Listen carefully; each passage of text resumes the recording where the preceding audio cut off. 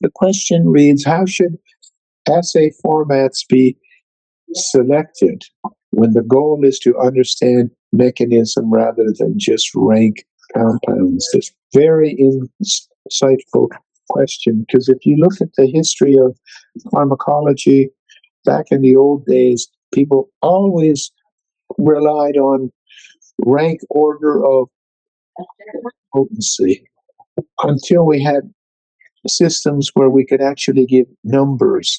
Then rank order can be, you can have the same rank order but very different outcomes when you measure the actual differences.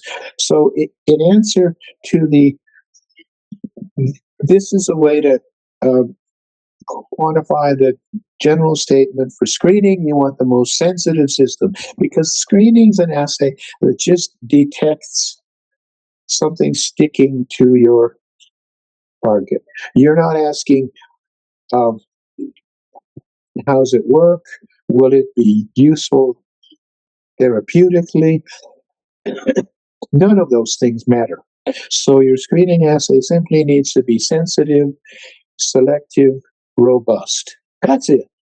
To get at what this question means, now I want to know what's happening. Go to a low sensitivity system where hopefully your functional effect is a partial agonism. Now you've got separate handles on efficacy, affinity, bias. You can use multiple signaling assays. You can do a whole lot more than you were able to do in your screening assay. So there is a strict delineation. GSK used to use a synthetic G protein, G-alpha-16, in their liver calcium assays. This thing couples to any receptor and modifies calcium if the compound has efficacy in any way on any receptor. And everyone would say, yeah, but that's synthetic. That's not telling you what's going to happen therapeutically, and that's true.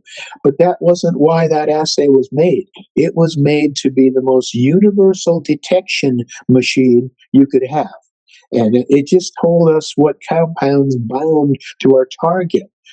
We didn't expect that to translate therapeutically, but then you get into the low sensitivity, physiologically relevant assays, and that's where the action is. So I hope I've answered that person's question, that how should assay formats be selected to understand mode of action, low sensitivity functional assay, ideally with the signaling that you think is relevant, but you probably need more than one because you're going to be able to quantify bias, which I would suggest happens every time.